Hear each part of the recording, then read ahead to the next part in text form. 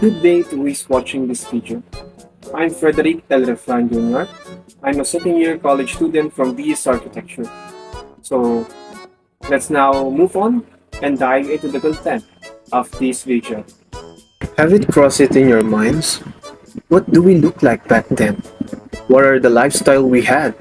What do we believe?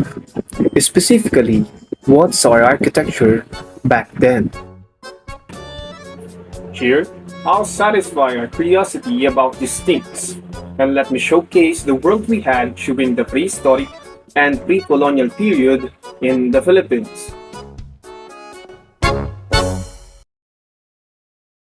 Before we delve into the architecture, first let us have a short introduction about the history of the Philippines. This is what our ancestors looked like back then. As what you can see, we had different styles. This is because we don't live back then as a whole country. The natives live depending on their environment. They wear clothes based on their surroundings. They live differently based on what resources they can get near the environment. The Philippines composed of 7,641 islands, which is a lot of islands, meaning we had many tribal groups back then. The first group of people who visited our country was the Austronesian. Some of them just passed by, but also there are some who stays in our country that made them our ancestors, beside the Negritos. As what I learned from our previous class in History of Architecture, we could think of that these Austronesians was the very first colonizers of the Philippines, considering that there are already people who live in our country, and that is the Negritos, who live about 50,000 years in the Philippines. Now, we go look into the main topic of this video, which is the architecture of the prehistoric and pre-colonial period in the Philippines. So, for the prehistoric period, we will be talking about four types of structure. And for the pre-colonial period, there are 12 featured houses. The first habitat that had been considered by our ancestor was the cave dwellings. These dwellings are one of the groups that our ancestors inhabited the Philippines. Scientists discover much evidence that proves the life of Negritos or Austronesians who lived in those caves back 1,000 years ago. Until now, it is said that there are still natives who live in caves from the southern Palawan. The next one was the lean-to shelters. Ancient Negritos built these as a weather shield that is anchored by a stick at the angle on the ground. Lean-to faces where the rain or wind comes from or based on the sun's orientation. Pinanahang was also a type of lean-tos were usually situated beside the river, and when the rainy season comes, our ancestors bring it to the higher grounds to avoid floods. Hawong was also a lean-to, but named differently by other tribes in the Philippines since it is known that we had different languages back then. The third shelter we had during the prehistoric period was the arboreal shelters. These are built tree houses, same with the other shelters that the Negritos and Austronesians built it. It was situated around 18 to 24 meters above the ground. They do this to protect themselves from the animals or predators. For the last type of prehistoric structures, we have the balangay, or also known as the boat houses.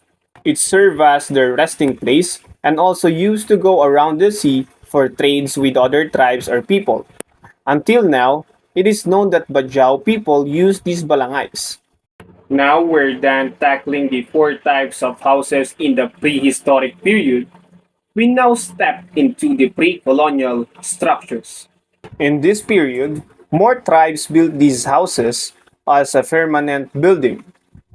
The first structure we have is the Bahay Kubo, one of the famous houses in the Philippines that until now we have them. It is also called as payag, made from indigenous materials that can be found mostly in the environment. The next one is the Ifugaw's house. Also a one-room structure with a pyramidal roof but is rested into four posts with usually no windows. The iconic symbol in the Ifugao house was the halipan. It is also called as rat guard. Circular plates attached to the posts so that rats can climb up into their houses. Next one was the Ifugao's ancient megastructure, also known as the Banawe Rice Terraces.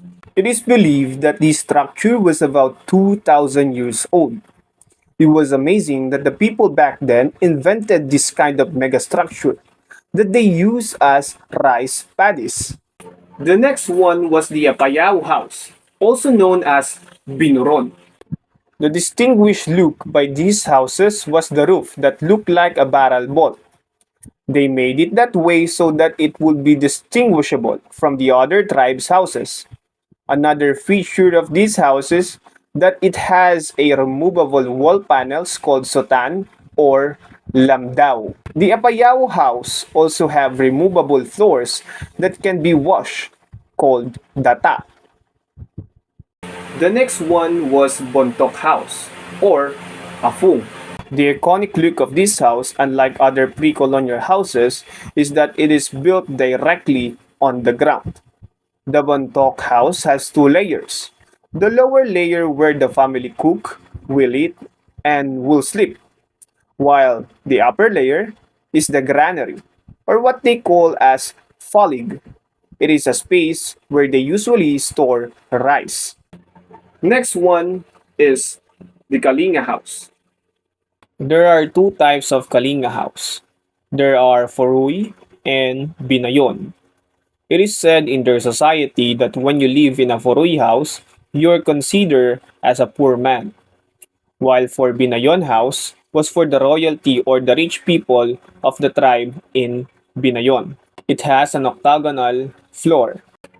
The next one was the Kankanayan Ibaloy house, Bae or Babayan. Similar with most of the pre-colonial houses, it is also elevated and one-room square structure. What makes it different from the others is because of having inclined supports below its roof, called sedngal, having them touch of aesthetics. The next one was the Sagada House, or also known as Tinokbob. Similar with the Bontok House, it is also situated directly on the ground, also have lower ground floor used for eating, sleeping, cooking, and working, and also the elevated structure that is used for granary. This house was built for protection of the occupants from the cold weather in that area. Next one is the Bajau House.